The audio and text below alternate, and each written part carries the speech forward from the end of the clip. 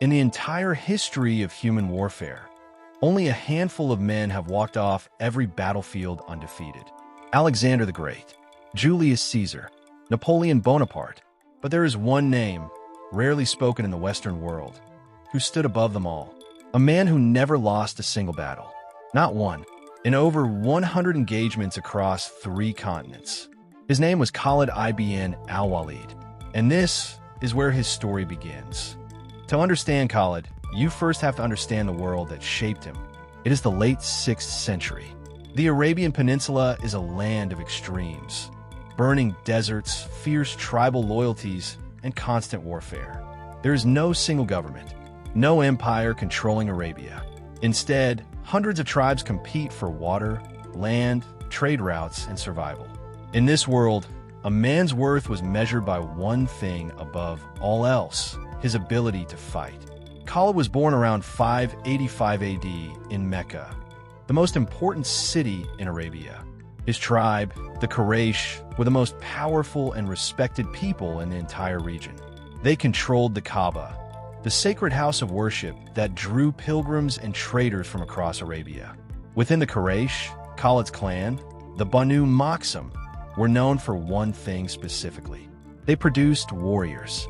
Generation after generation, the Makhzum clan supplied Arabia's finest horsemen and battlefield commanders.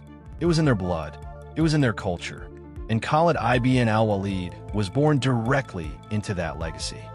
From childhood, Khalid was immersed in the art of war. He learned to ride before most boys could walk properly. He trained with the sword, the spear, and the bow. He studied how armies moved, how terrain could be used as a weapon, and how a commander's decisions in the first minutes of battle could determine everything. But what separated Khalid from other warriors wasn't just his physical ability. It was his mind. He had an extraordinary gift for reading a battlefield in real time. Where other commanders saw chaos, Khalid saw patterns. He could identify an enemy's weakness within minutes of engagement and exploit it with devastating precision.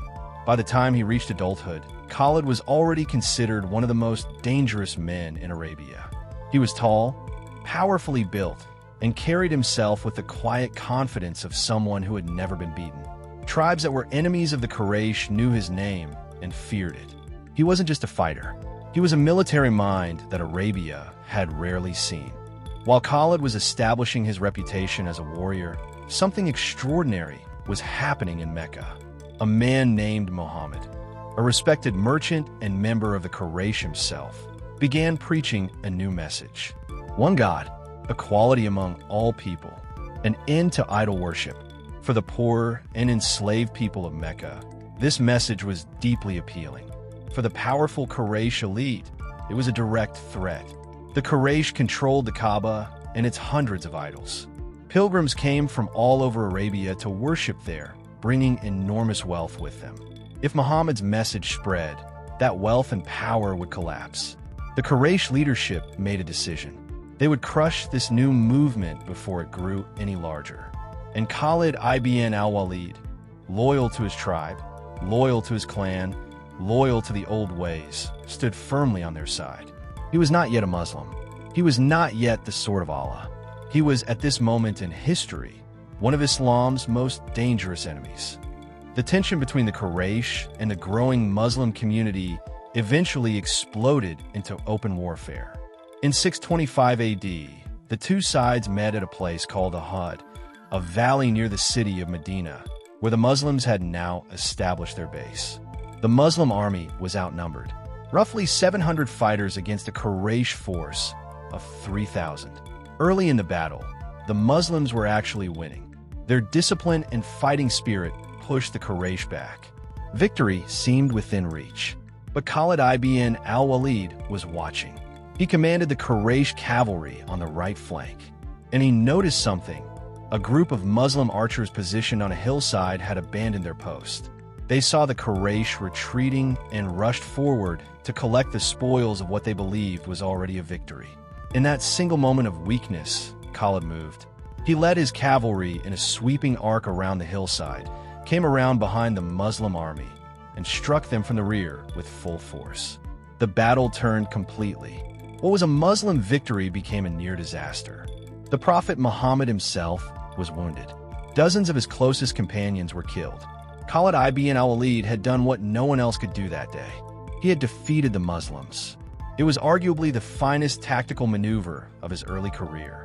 A lightning-fast cavalry charge, perfectly timed, that changed the entire outcome of a battle. And it came from a man who had not yet even reached the peak of his abilities. Years passed. The political landscape of Arabia shifted dramatically. The Muslim community grew stronger. City after city aligned with Muhammad. The Quraysh, despite their power, found themselves increasingly isolated. And Khalid ibn al-Walid, the great warrior, the undefeated battlefield genius, began to think. He had spent years fighting against a movement that kept growing no matter how many times it was opposed. He had watched brilliant men join it. He had seen it survive battles, persecution, and exile. Something was changing inside him. In 629 AD, Khalid made one of the most significant decisions of his life. He traveled to Medina. He met with the Prophet Muhammad face to face, and he embraced Islam. The reaction was immediate. When word spread that Khalid ibn al-Walid, the man who had defeated the Muslims at Uhud, had joined them, it sent shockwaves across Arabia. The Prophet Muhammad received him warmly. He looked at Khalid and said words that would define the rest of his life. He called him Sayfullah, the sword of Allah. It wasn't just a title. It was a prophecy, because what Khalid ibn al-Walid did next would shake the entire known world. From a boy born into a warrior clan in the deserts of Arabia, to the most feared military commander of his age, Khalid ibn al-Walid had not yet fought his greatest battles. He had not yet marched into Persia. He had not yet broken the Byzantine Empire. That story is still ahead. But everything that would make him legendary, the instincts, the courage, the tactical brilliance, was already forged right here. In the deserts of Arabia, in the battles of his youth, the sword of Allah had been sharpened. Now it was ready to be drawn.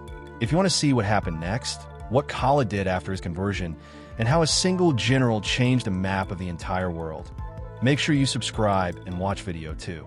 The conquest is just beginning.